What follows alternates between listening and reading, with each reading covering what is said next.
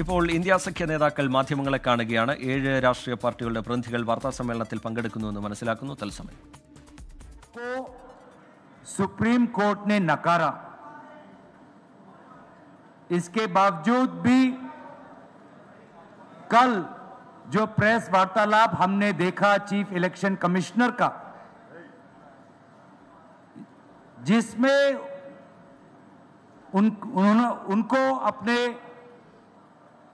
चुनाव आयोग की कमजोरियां बतानी थी और विपक्ष के जायज सवालों का उत्तर देना था, उत्तर देने के बावजूद या उत्तर देने के विपरीत उन्होंने कल अपने प्रेस वार्तालाप में राजनीतिक दलों पर सवाल उठाया और एक प्रकार से राजनीतिक दलों पर आक्रमण किया।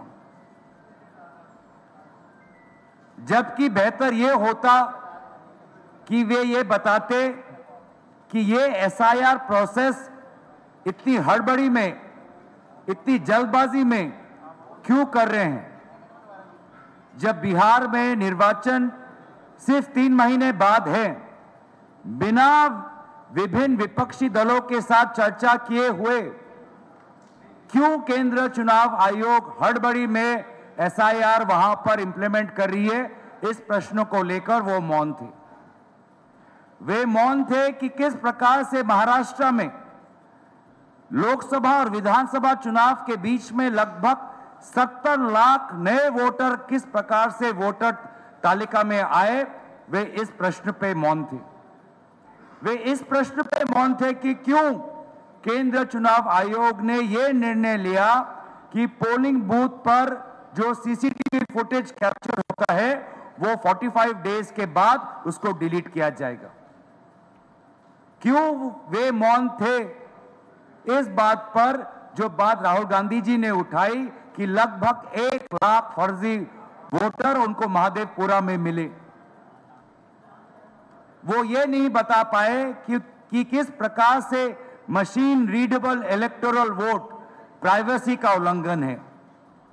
वे ये बात नहीं बता पाए क्यों वो सुप्रीम कोर्ट की जो मंशा थी कि 65 लाख वोटर्स किस प्रकार से डिलीट हुए, उसका कारण एक सर्चेबल फॉर्मेट में दें, ये इस बात का विरोध क्यों कर रहे थे।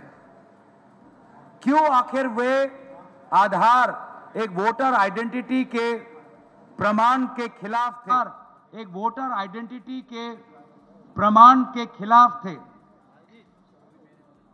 पहले तो उन्होंने एक प्रेस नोट के द्वारा बहुत से सवालों का उत्तर देने की कोशिश की। जब उस प्रेस नोट को पूरी तरीके से देश ने नकारा तो कल उन्होंने प्रेस वार्तालाप की। लेकिन प्रेस वार्तालाप में जो उनकी संवैधानिक कर्तव्य है कि एक निष्पक्ष चुनाव हो, फ्री एंड फेयर इलेक्शन हो, उन्होंने पूरी तरीके से अपने इस जिम्मेवारी को नकारा। और इसीलिए साफ साफ जाहिर होता है कि अब चुनाव आयोग ऐसे कुछ अफसरों के कमान में हैं जो निष्पक्ष नहीं, साफ साफ एक पक्ष लेते हैं।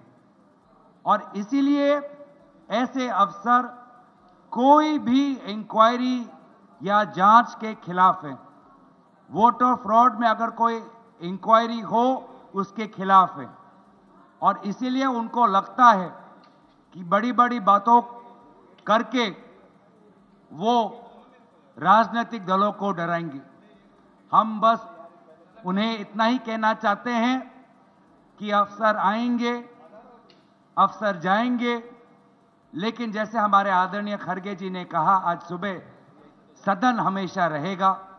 सदन उनकी कार्यवाही की गवाही आने वाले दिनों में देगा। उन सभी की कार्यों पर हमारे सदन में उपस्थित सांसद, विभिन्न राजनीतिक दल हम नजर रखेंगे और आने वाले समय में उचित समय में उचित कदम लेंगे।